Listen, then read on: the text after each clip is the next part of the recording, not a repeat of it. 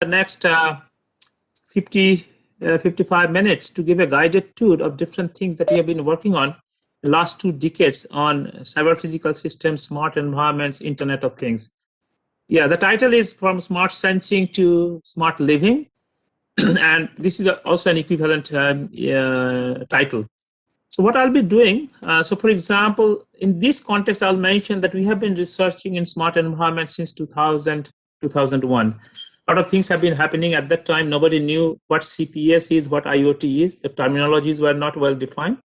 But over the time, we have been switching and in a very seamless way to different things. So for example, our last book, Principles of Cyber Physical Systems, came out in October of 2020. Before that, in 2012, we had the Securing CPS infrastructure, and Smart Environments book was published in 2005. That was the first book of its kind. So this should be an outline of the talk. I'll talk about, develop the background first to set the stage. CPH stands for Cyber Physical Human. So Cyber Physical Human Convergence leading towards smart living. I'll talk about there are many different things that we are working, and I'll actually touch upon quite a few things, but focus mostly on the CPS and IoT security research, because I see that at IIT Jodhpur, quite a few faculty members are involved in security research. So I'll focus on that. Then pick up a couple of problems, very specific problems as part of NSF project. One is securing sensor and IoT networks, smart grid security. If time is there, I'll also talk about smart transportation like vehicular crowdsensing security and trustworthiness, depending on the time. Otherwise, we can just have the discussion and Q&A, and then wrap it up. So what we have been working on, this is a talk which is a culmination of maybe 2 decades of work. So I'll not be focusing on a single paper. Give a broader perspective first, the different challenges that you see in this space, and then pick a few problems to work on, okay? Now, what do we do in our research, in our group? We call Crewman Lab, the creative research in wireless mobility and networking. We do different types of research in networking. Wireless networking, ad hoc networks, wireless LAN, cognitive radios, 3G, 4G, 5G, sensors, wearables. So I don't want to read everything over here. And we do not do much or at all anything on the physical layer of the communication of the devices. We assume off-the-shelf availability of the radios, for example, sensor devices. Once in a while, we build certain devices, for example, some wearable for specific need like healthcare. We also have developed a smart chair, sensor lining-based smart chair. So we do instrument whatever we need, but mostly buy off-the-shelf equipment. So lots of research that we do in the networking side. And of course, the devices, they collect data to monitor any physical phenomena. Since we'll be talking about the cyber physical system, I'll elaborate on that. And then a huge amount of data that you collect need to be processed. So data analytics happen in the computing space, different types of computing, high performance computing, distributed cloud, edge, fog computing, mobile, pervasive computing, and with a goal to learn and predict certain kind of situations or context. Okay? And the application-wise, the different types of application do we look at? In IoT and cyber physical human systems, we say smart X in general, could be smart city, smart home, smart grid, healthcare, agriculture, air pollution monitoring, so different types of applications. But applications are more like an outcome or applying our own research into that. So our forte will be mostly designing efficient solutions. So what you see on the top, efficient solutions. And the solutions could be architecture solution, algorithms grounded in theory, protocols, modeling, analysis, optimization, performance modeling, evaluation using simulation, emulation, or developing real test-bed prototype. So our forte is that. So we solve problems, we develop models, or we do mathematical understanding of the problem. Now, depending on the application, we just use it in the right way. Okay. Now, this is not just a vertical space, it is networking, computing applications, but we look at it in an integrated way. And security, privacy, trust, resiliency, vulnerability are integral component of that. That means how do you even secure data collection, data distribution, or networking? Similarly, the computing, using federated learning, for example, how do you share information without revealing the privacy? So that kind of stuff. And since human is also involved in the whole process, we look into human-centric aspects in terms of modeling, understanding human behavior, different types of models based on prospect theory, bounded rationality, tragedy of the commons. So more socio-economic type of problems, different types of game models and auction policy, depending on what we are looking at in this particular context. Okay, so this is the space that you work on, and this is not a 1 year, 2 years work. It's the culmination of more than 2 decades of work. Different types of students, PhD students, master students, postdoctoral students have worked and contributed. So again, coming to the theme, smart sensing to smart living, and cyber physical systems, cyber physical human, IoT, playing a significant role. Now, I understand that IIT Jodhpur also has a big project on ICPS from the government, so this is very much aligned towards that. Now, why do I say smart living? Because smart infrastructure like a smart city, smart home, smart building, smart bridge, smart airport, those things are all very good. But who are the beneficiary? We, as human being, right? So human is interacting with the environment as much as possible, both with physical and cyber, right? So by smart living, we mean the application of smart technology that could be device, networking, computing applications and services that improves our quality of life, that makes the society more secure and safe, okay? That improves our productivity. So you can think about that. That's why the human touch is coming. So it's not like human is interacting in a passive manner, but actively engaged in the environment and how it improves our quality of life. That's the key part, okay? Now, over the years, and you can see that starting from 2001, I have listed in this millennium the different types of projects in this space that we have been funded by National Science Foundation and other agencies, mostly by NSF. And I will not read this, is a very dense slide, but first project that we had developing a smart home, and we did build a prototype smart home in my previous university at UT Arlington, where I was there for 14 years. And then it actually took lead in different directions. So I just highlighted some of the smart things, so smart home to smart healthcare, even cognitive healthcare, not just the physical healthcare, looking into smart energy, smart mobility, transportation. And last year we got a few projects funded, one of them on smart agriculture, okay? Application of different technology and then providing the right solutions. And also federated learning for IoT, and then data analytics for securing smart living environments. So that's the kind of, now this slide I wanted to put together to show that the different kind of collaboration that I have been enjoying with my colleagues in India, in addition to numerous students who came to do PhD with me from India, from different places. But these are the real collaboration I'm talking about. It's not like in namesake or in kind of MOU. So we have been writing papers together with all of these people, and we have been publishing. And you can see that in the context, I also listed IIT Jodhpur because with Dr. Debashish Das, we have been publishing and collaborating for quite some time. And with this director's invitation as an adjunct faculty of computer science engineering or IIT Jodhpur, I hope that more collaboration will be established. And I'm looking forward to that in this context, okay? So this is just a thing to show that I'm very passionate and engaged to interact with students, faculty in terms of collaborations. And now, of course, because of the COVID, we cannot travel much, but still we have Zoom, WebEx, Google Meet, so collaboration is not an issue. Now, let me just switch the gear from the very simple introduction to a broader perspective now. What do you mean by cyber physical human convergence? Many of you know who are working in CPS and IoT domain that the cyber physical human system is natural or engineered system. By natural, I mean human body, if I talk about smart healthcare, or monitoring air quality of a physical environment, the outside and natural environment, or monitoring an agricultural field. These are the natural environment. An engineered system means building aircraft, automobiles, bridges. Those are engineered systems. Okay.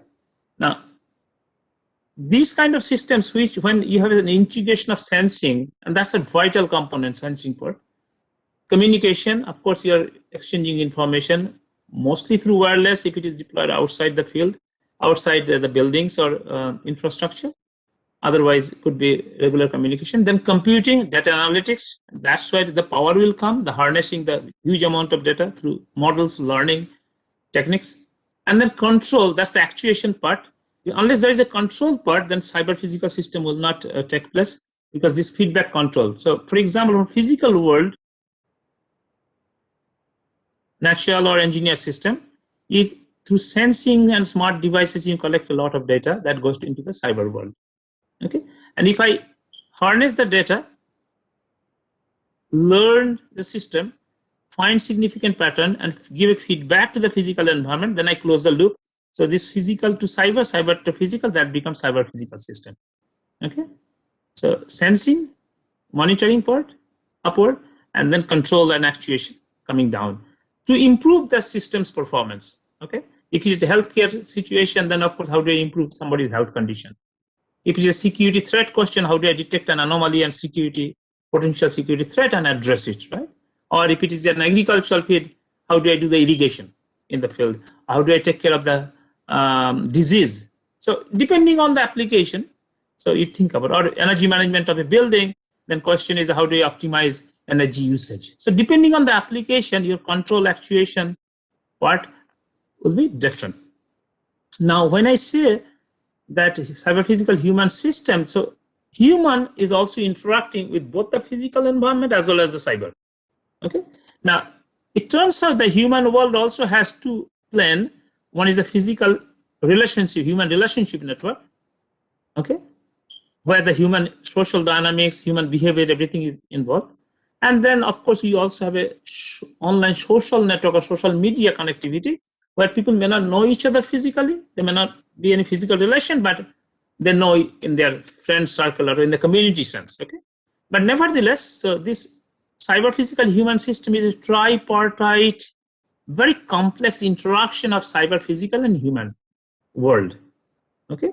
Now, how do you build intelligence into the system? And we use a very simple paradigm. Other people also uses it, but this simple paradigm is extremely powerful to build the intelligence into the system. So sensing, as I mentioned, sensing part, then reasoning, the whole power of the system actually comes from here. Here you develop algorithms, models, based on machine learning, analytics, mining, whatever you think, okay?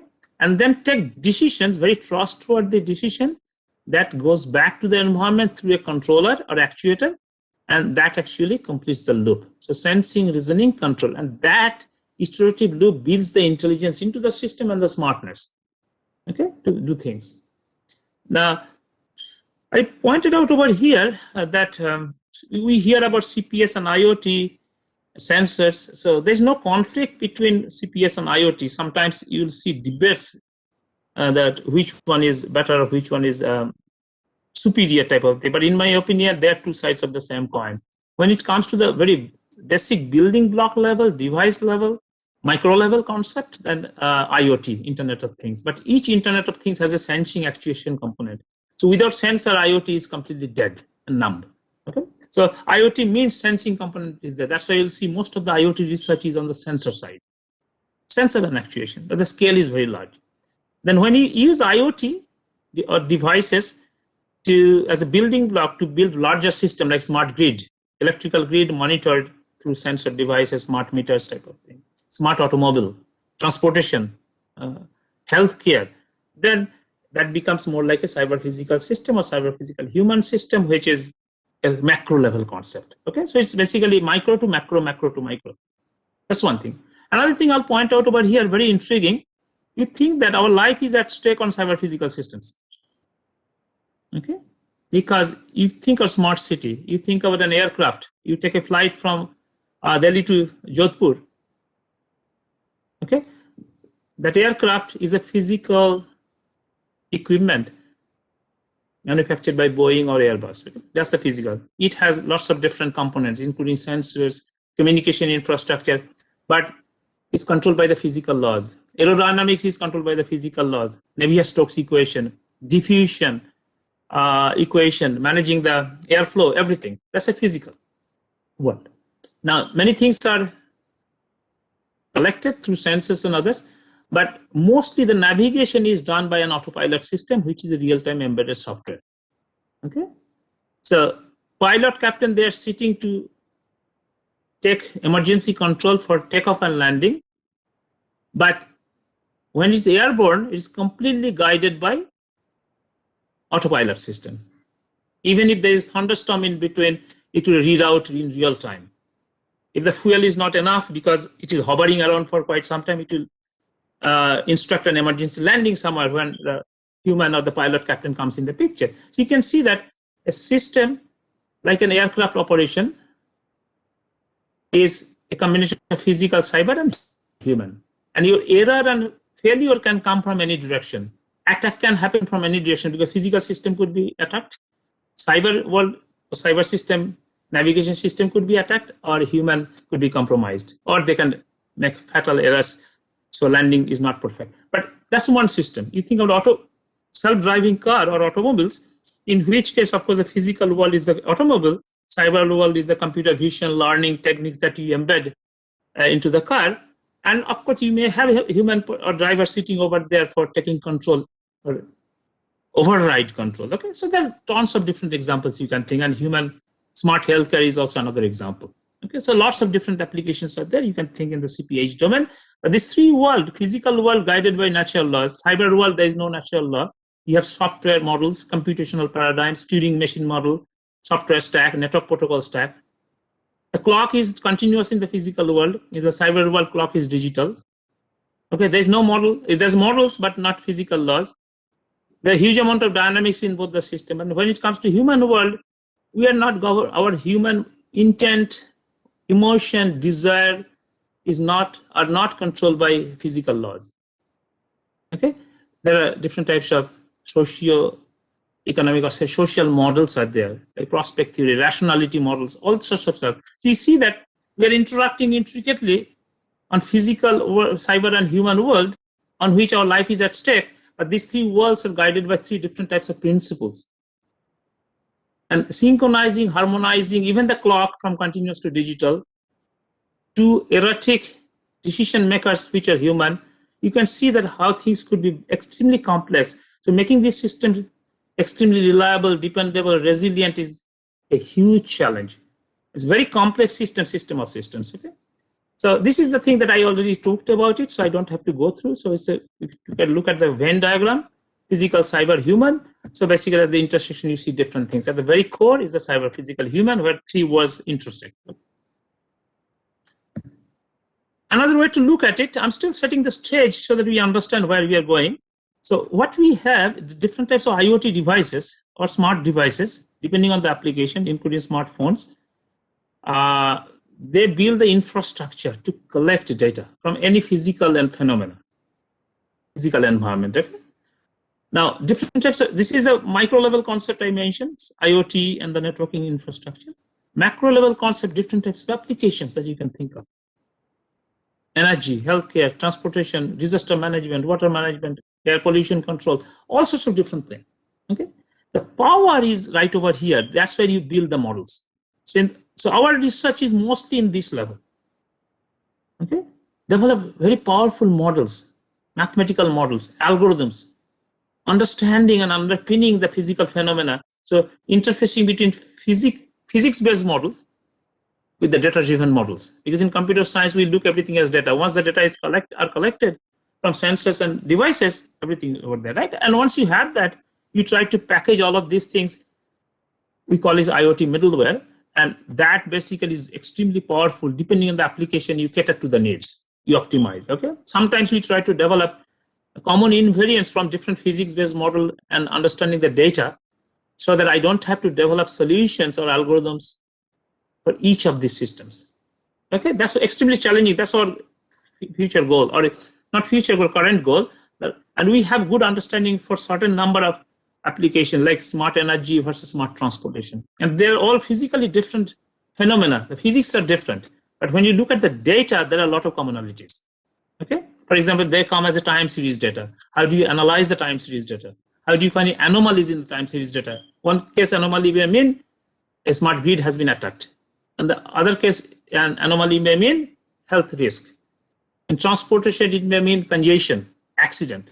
You can see that when I look at the data, I can hide behind the physical models and see the characteristics. Only the characteristics will be different.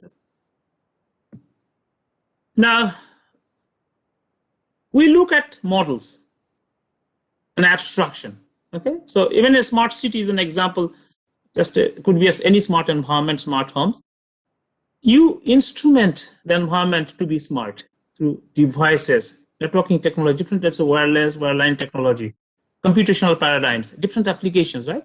But it is not an engineering exercise. So I want to point out profoundly. There's a huge amount of fundamental research questions that are in computer science, in computer engineering, electrical, or depending on the application, different domain expertise like mechanical engineering. So it's an interdisciplinary approach. Cyber physical system is an interdisciplinary approach. So you instrument, so what this picture depicts that the environment can think. How can it think? Because you are developing very powerful model through learning, prediction, or different other techniques. Okay, so your house or the environment is a rational agent. You perceive the state of the environment. So the state, let's say this is your environment, could be your smart home. I had the picture and actually I masked it, your bedroom, or it could be a smart city. Different types of things that you're monitoring continuously. Okay. And then you reason about, that's where the power comes, where you build the intelligence. And then you take an action back. Okay. This may look like a simple two-step Markov model, but this is not. This is hierarchically, you can decompose the model so that depending on the levels of granularity that you want, the spatial domain and the temporal domain, you can build models. And our objective is to develop models which are extremely powerful and not only applicable to a specific application context, but to a plethora of application context. Okay, and I'll show you some of those ideas. So this is the summary of the first part, which is the prelude and setting the stage. So think about a smart living context. This is a dense slide. You may not be able to read everything, but it talks about, let's say, in a smart city context, energy, transportation, food, agriculture, healthcare, environmental monitoring, green or energy computing, education, governance, everything you can think of. But people are the interacting beneficiary thing. And we are still going through the same thing. You have a ICT infrastructure embedded for data collection, monitoring, exchanging information, and sensing, reasoning, control. The control loop is actually helping you to build the intelligence. Okay. And as I mentioned, we develop these models to find common invariants in the mathematical underpinning. Many of these systems are not independent, they're interdependent. Like there's a strong coupling between smart grid and smart transportation. Different things are there, right? These systems are extremely complex system of systems, network of networks. Extremely heterogeneous depending on what you look at. Heterogeneous at the device level, networking level, computing level, application and services level. Scale is extremely large from micro to macros, both in spatial domain, temporal domain. These are cyber physical human systems. Huge amount of data are being collected through devices. Okay. As I mentioned, the challenges are interdependence and interactions that may lead to cascade effects, and how to build the system extremely reliable, dependable, robust, so that our life is at stake on these systems and our life quality is improved and the society becomes safe and secure. That's the end goal. Now, with that in mind, so you can actually put your favorite building block. And in the US, especially the National Science Foundation, do not say smart city. The program we have, a large funded program, is called Smart and Connected Communities. So that rural areas, non-urban areas also are covered. Okay, smart and connected community. How you connect people through smart technology. And you can put your favorite building block there. The part that I wanted to highlight over here, that human is integral part of it, human behavior modeling. So research is not a technical research anymore in terms of science and engineering. It becomes socio-technical research. As I mentioned, physical, cyber, human world. Now, in that context, let's speak of one aspect of this thing, since dependability, security are important components. Let's see how do you secure cyber physical systems on IoT. Okay. In any research, security research, there are a few things that one has to look into. And this is very basic, 101 in security. And when we say the CIA triad, confidentiality, integrity, and availability, the CIA triad makes it very useful in terms of understanding threat models, mitigation techniques. Okay? So in any security research, the fundamental concept is, what is a threat model, threat landscape, attack model? Any paper you submit to security research, don't have venues like conference and journals. If you do not have a threat model, then people always will ask question. I don't even understand what are you defending against, right? So when you talk about the threat landscape, so what are the different kind of attacks that solution can address? What are the attacker strategies possible? What are the objectives of the motives of the adversaries? Do they have any prior knowledge about the system? That could be zero knowledge, partial knowledge, complete knowledge. And what are their gains? What are they gaining out of it? This could be nation adversary. They're investing a lot to gain something out of, let's say, government database or a credit card company stolen, whatever. Now, once you identify the threat landscape, the question would be, can I make safeguards to prevent attack?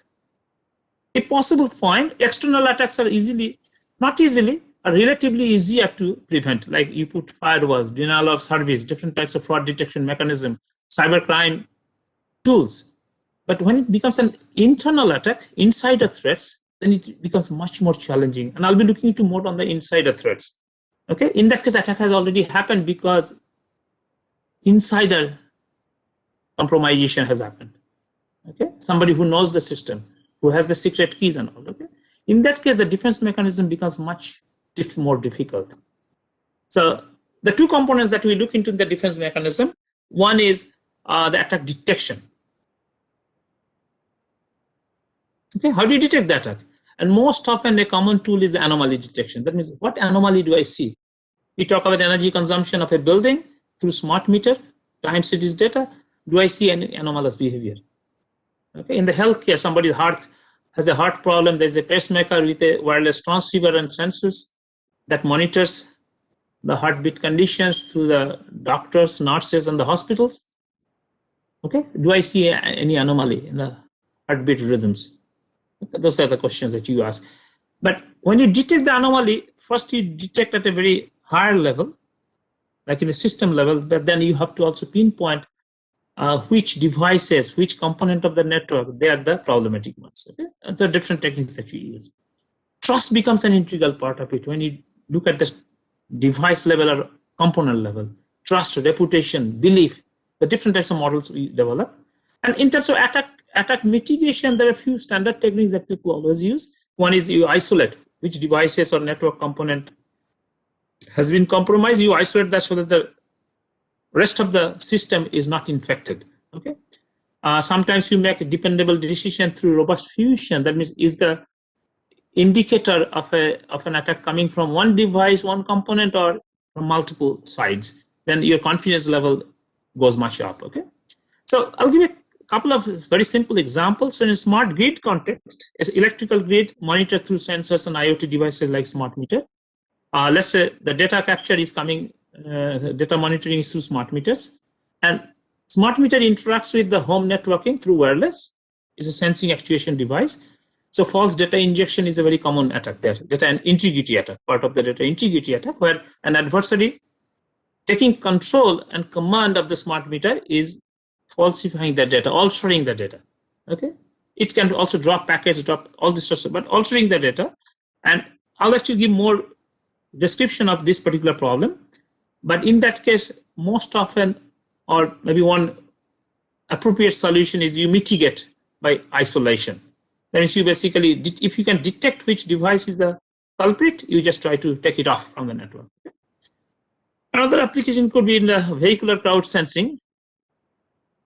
Okay, in that case, humans are interacting with for example, you are driving in a busy street in New Delhi or Bombay, and you see a huge traffic accident or traffic jam, then you start tweeting the information. Basically, you have an app through which human is acting as a sensor, because the device, smartphone is a device, and the data are generated by people, and that goes into the cloud.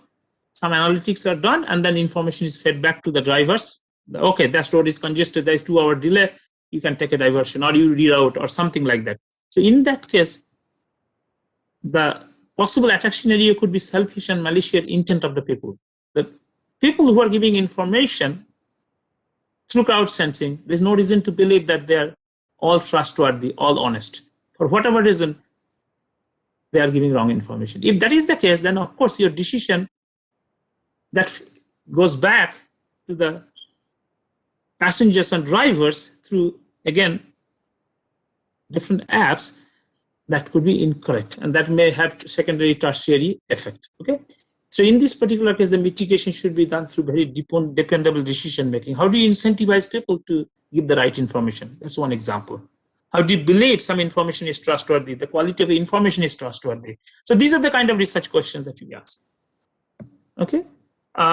So interdependent cyber physical system in a smart city context is plenty, and I have given some examples over here. You can put your favorite pillar. Okay. The mobility, energy, healthcare, resilience. If you go beyond the city, then agriculture, air pollution control, monitoring. But our objective is, again, develop unified models and frameworks and invariants. Try to understand the mathematics so that you see how the transition from physics-based model is going to the data-driven model. Very fundamental pieces of work that we are addressing. Another way to look at it, because as a computer science, I look at data. I develop models and algorithms. Okay, so data coming from different types of networks, sensor, IoT, social networks domain, different types of applications. These are cyber physical, human cyber physical systems. And then you look at the data. Data can be processed depending on the nature of the data, the edge, fog, cloud, high performance computing, and ultimately give solutions. In this particular case, I will be looking at the identification of the security threats, anomalies, okay, which has huge impact. What kind of models do we build? Depending on the application. So this is, for example, some network-centric operations, information gathering, sampling, communications, right? Fusion operations, information quality. So on the left side, what you see are different types of network-centric, because your objective is to make the network and the system extremely reliable with a highly assured operations characteristics, reliable operations, okay? Different models that we develop, some of them are standard techniques that you see on the right side, but often you have to adapt them in the right context because you are dealing with a very constrained environment. The device, IoT devices, sensors, extremely resource constrained, CPU, energy, communication bandwidth, storage, everything. That's number one. Secondly, there's a huge amount of uncertainty, huge amount of dynamics because your wireless link fluctuations are there, stochastic fluctuations of the links. Right? Your battery is going down, so sensors and IoT devices cannot sense good information. So huge amount of uncertainty. So communication, computation in the presence of uncertainty, in the presence of incomplete information, you still have to build the model which gives the as best information as possible. Okay. So these are the kind of things that we do. So let's now give a little pause over here. And are there any questions right now? No, Prof. There's no question here. Okay. Okay. So Pallavi, yeah. I'll be presenting and you can actually stop me when you think that I'm running out of time. Okay. Sure, no problem. The reason I'm saying that what I have, the 3 projects I have listed over here, they're very modular. So even if I cannot cover all 3 of them, we should be just fine. We can still go for question answers and we can take it offline, okay? Okay. So please feel free to interrupt me that, okay, I'm running out of time. It's time to stop, okay? Sure, no problem. Okay. All right. Thank you. So let's now look at very specific things. Okay, how there's a sensor on IoT network.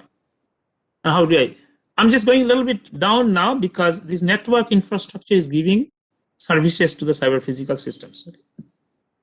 And since I talked about the 4 pillars on mobility, energy, health, and resiliency, so I'll be actually using this chart as a common paradigm.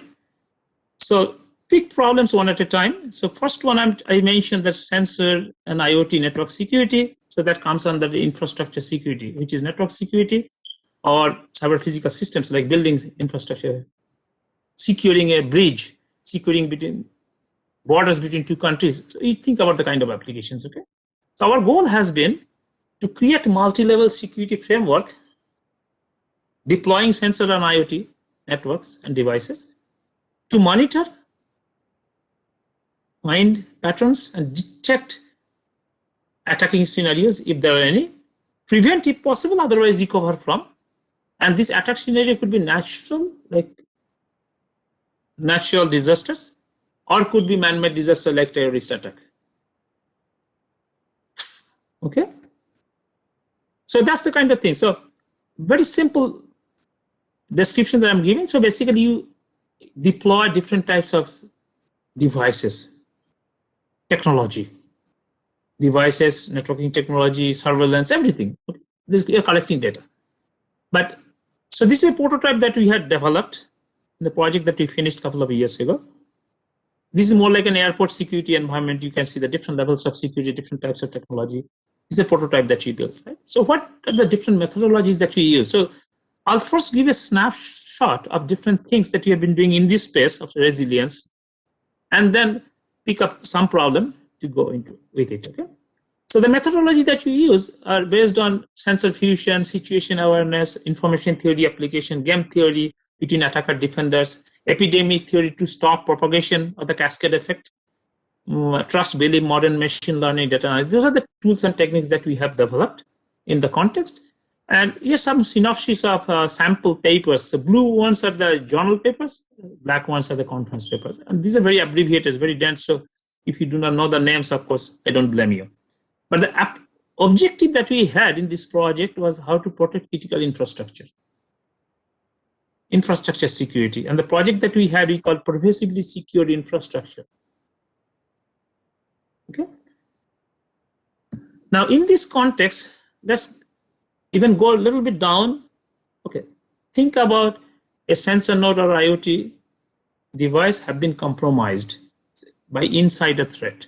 A compromission may happen because adversary has taken full control, command and control of the node, has access to the secret keys, has access to the operational instructions. Okay, or another way the insider threat could be a node replication.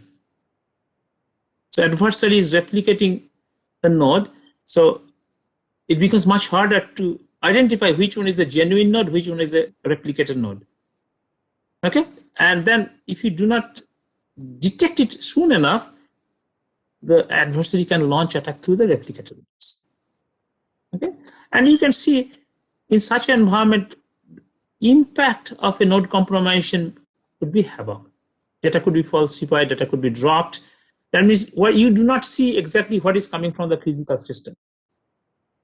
Okay, and your decision making, everything becomes wrong. So in this particular multi-level security framework design, what we have been looking at, how to model such a system with attacking scenarios and how to stop propagation of the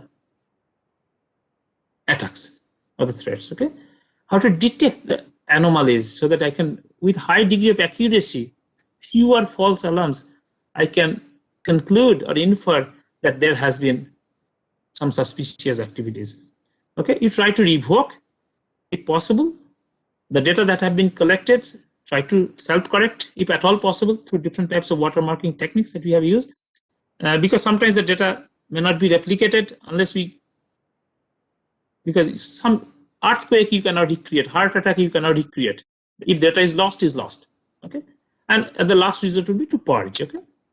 And in this context, the different models that we have developed are grounded in different kinds of theory, adaptation of existing theory, or developing our own theory based on information theory, game theory, some crypto technique, digital watermarking, trust model, epidemic theory, but with the simple goal of making your system highly assured, highly reliable.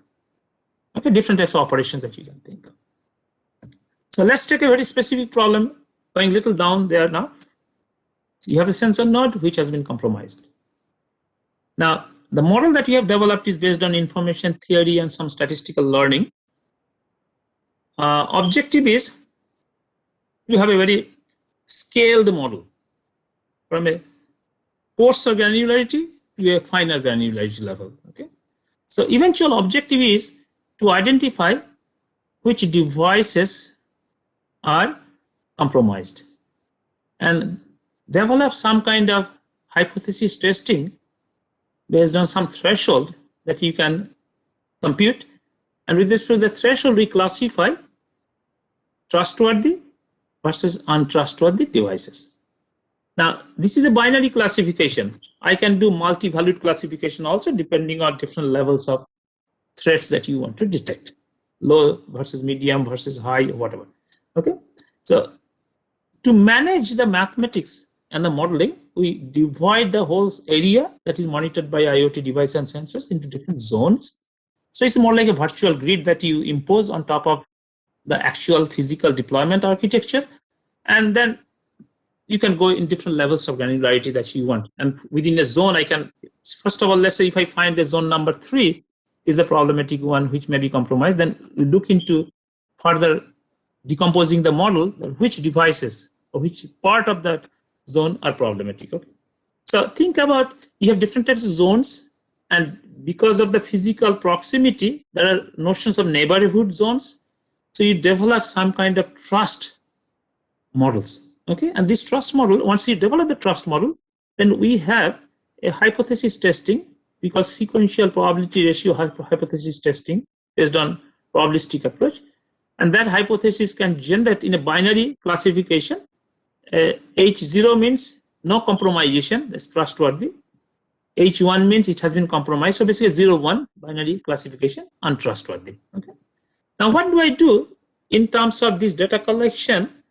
I develop the trust based on information theoretic metric, Kullback-Leibler divergence metric. Very simple one. Think about energy management of a building where you have the historical data throughout the year for different months, throughout the different times in a day. You have historical data. There's a distribution, and the distribution has a mean and the variance, mu and sigma. And based on very simple classification, you can do mu plus minus sigma, gives you normal versus not normal behavior. Okay, that's the way you look at it.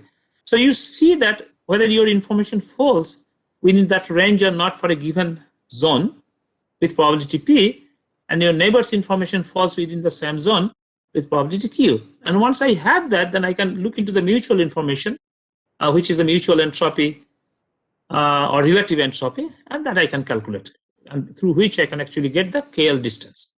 Once I have the KL distance, so simple model that we built for the neighborhood trust measurement, if distance is D, that's the probability space distance, which is the entropy distance. So reciprocal of the distance, you take as the reputation. This is a first degree model. I could have made it even nonlinear function of D over here. And 1 plus we add, if the distance is 0, that means the historical data and the real measurement, they match very well. So I don't lead into indeterminate like an infinity or something. So that's just to offset that. And once I have that, then I can actually develop the hypothesis testing model. So you're getting time series data of these trust values. Okay, depending on how often you take the sample. And again, two hypotheses, H0 and H1. And Xi is a binary indicator, that's a stochastic random variable. Based on whether this measured zone trust is greater than or equal to a threshold or not.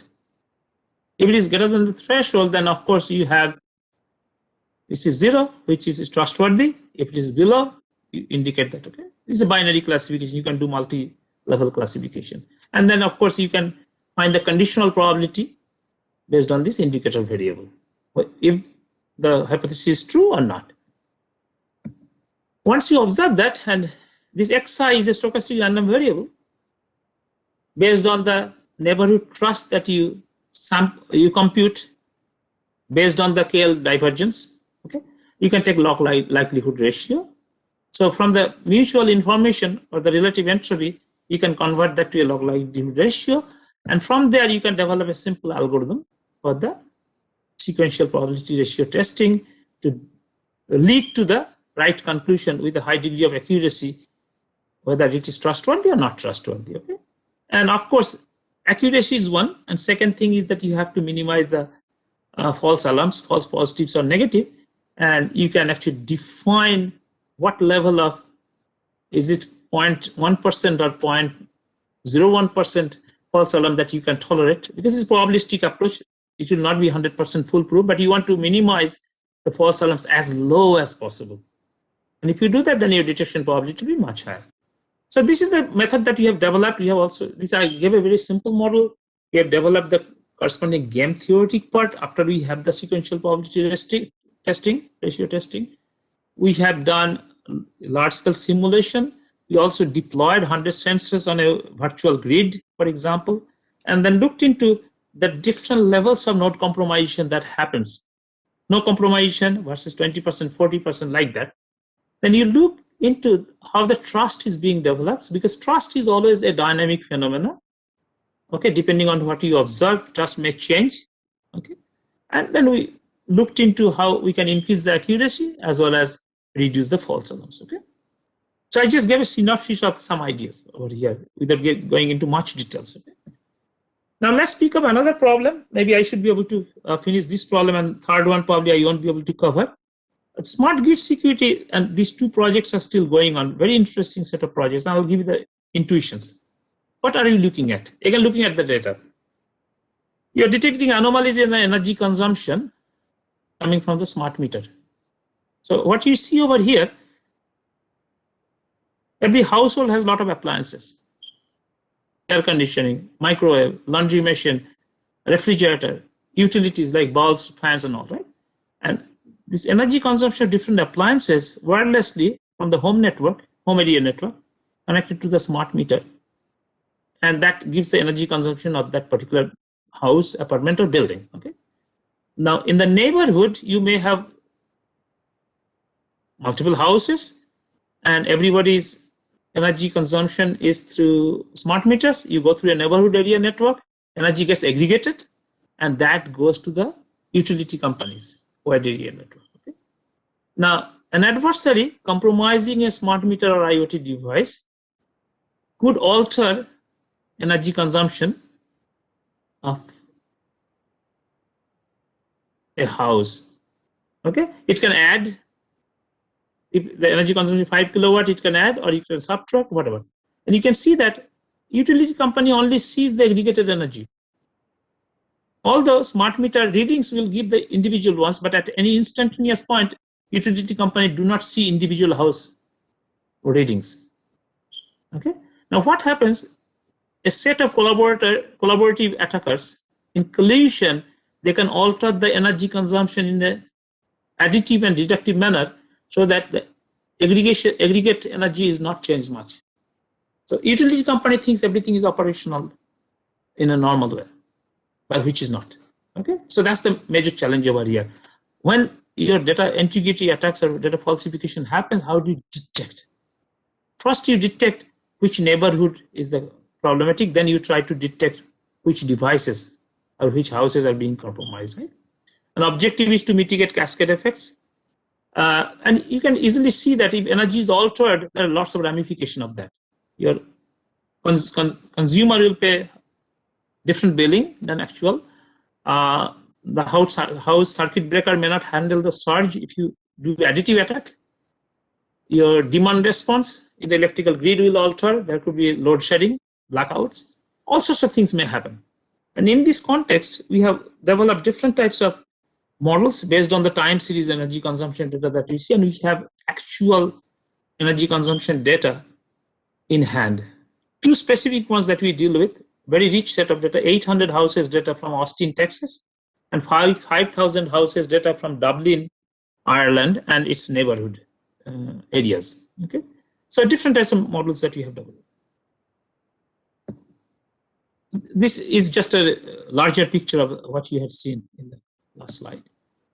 And again, the attacking models could be the different types of threats. This is the actual sample of energy consumption at time t for a smart meter I. It could be additive attack, you add something, deductive attack, or other combinations. There are things called omission attack, camouflage attack, conflict attack. But we assume in our model this injection, data falsification or the data injection is within a range, delta mean and delta max. And there's an average for the margin of the false data. Okay? And the time series data for n smart meter, so for a given time instance, it will be for different smart meters. And for a given smart meter, I can also vary the time, that will be the time series data for that particular smart meter. Now, this false margin is extremely important because there are different types of attacks that may be launched based on the margin of the false attack. We call like short term versus medium term versus long term. The long term stealthy attacks which are advanced persistent attackers, very difficult to detect because they alter, adversaries alter the change in a minuscule way to earn the trust of the system.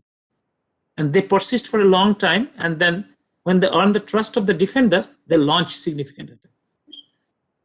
Other things that we in a metric is that what fraction of the nodes are compromised, and whether the attackers are isolated attacker or organized collaborative attack or advanced persistent attack, depending on the range of the fraction of the nodes that have been compromised or the smart meters that have been compromised.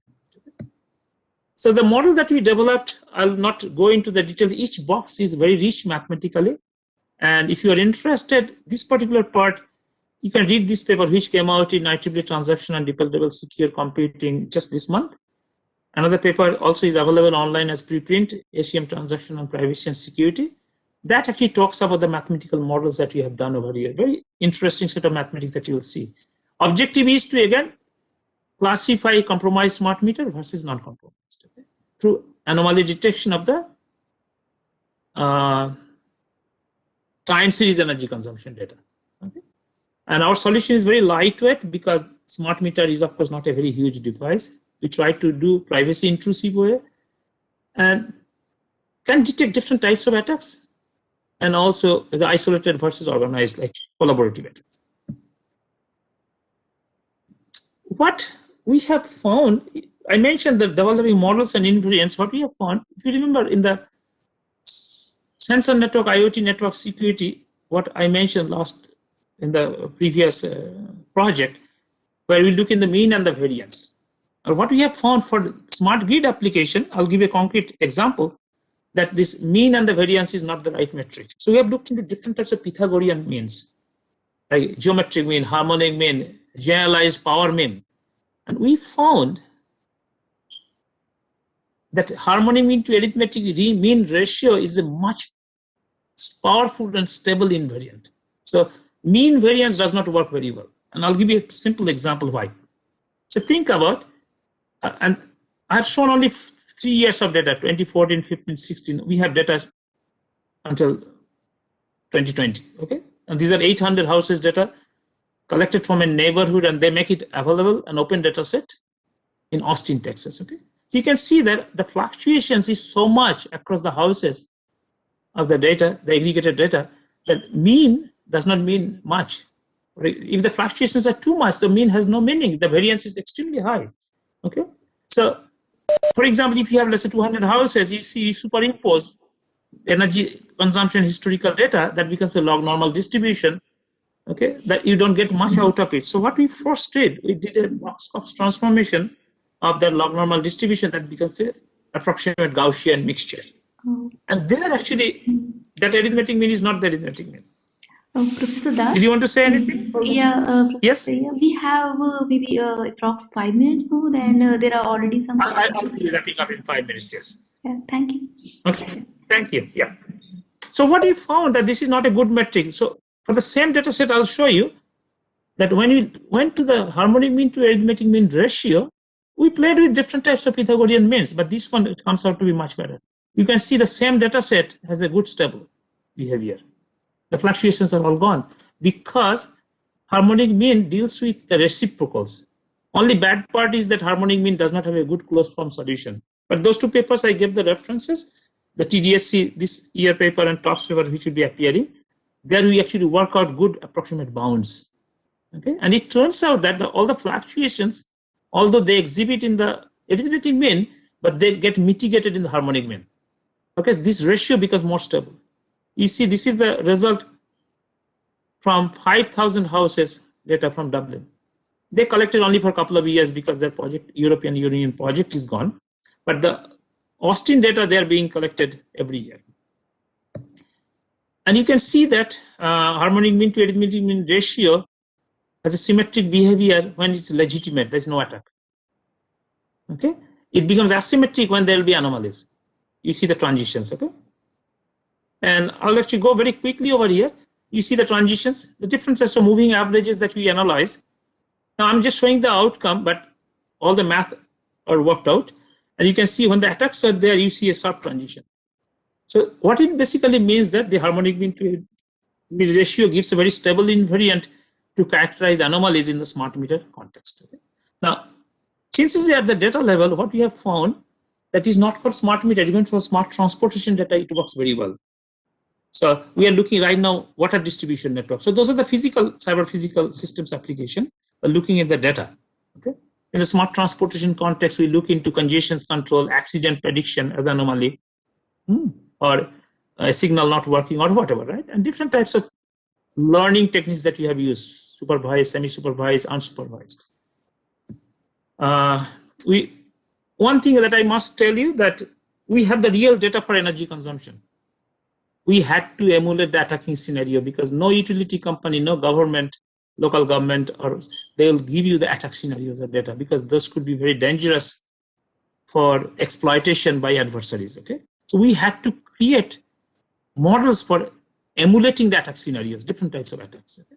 And in the context of no knowledge, partial knowledge, complete knowledge of the attackers. I'll skip very quickly over here.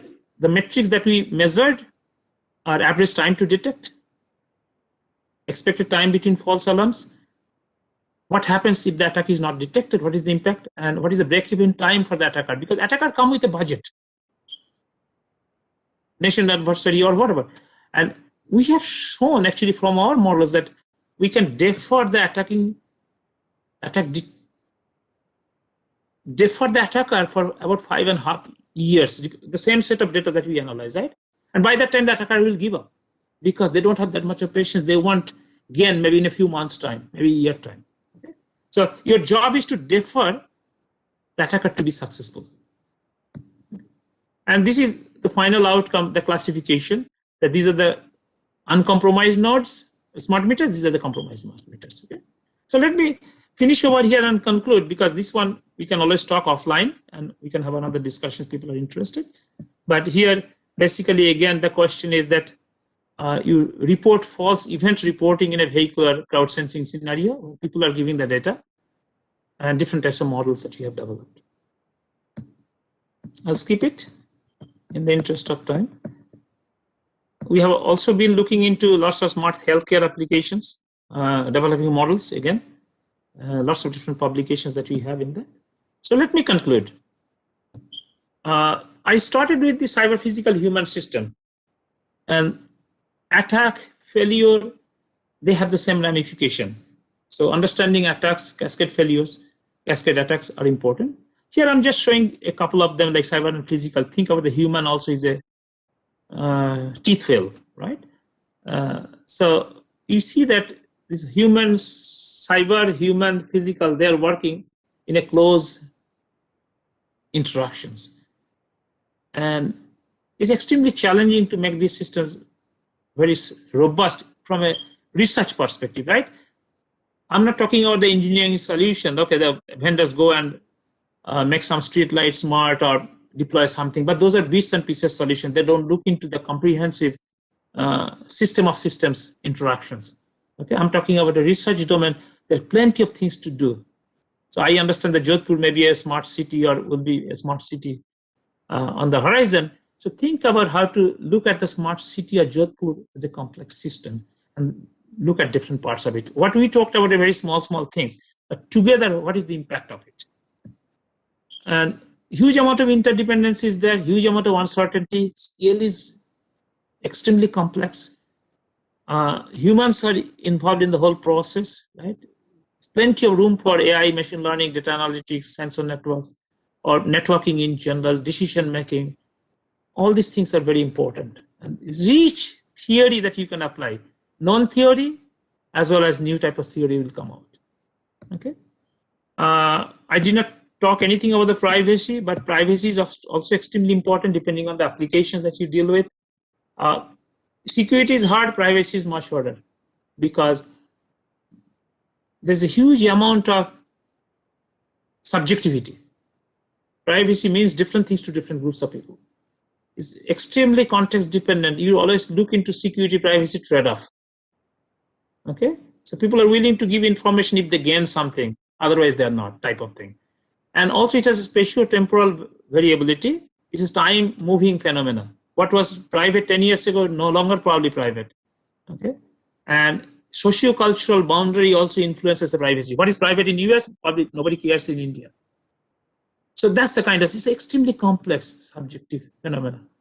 Okay? The different models are there. You can talk about in differential privacy, fully homomorphic encryption-based privacy, federated learning for privacy, reservation load, information sharing.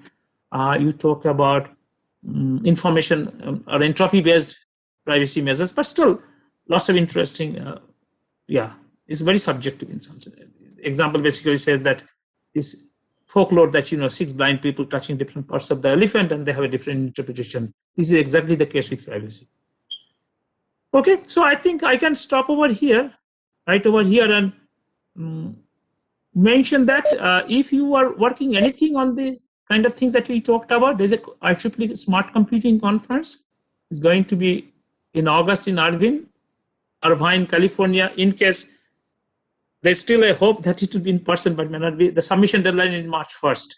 So you still have time. So if you can think of, go to smart-com.org. Percom conference is next month, March 26th. Papers are all selected. It was supposed to be in Germany, but it will be virtual. Pervasive Mobile Computing is a journal that I'm editor-in-chief of. If you are working on anything on pervasive mobile, cyber physical, smart, please do consider submissions. Okay, so let me just end over here, and thank you very much for your time. Sorry that actually I went a little bit overboard on the time, and I'm very much willing to interact and with questions and whatever. Thank you so much, Professor Das, for a wonderful talk. So now the floor is open for questions. Participants. Let me share it so that I can actually see the questions possible. Yeah, there are already actually many questions in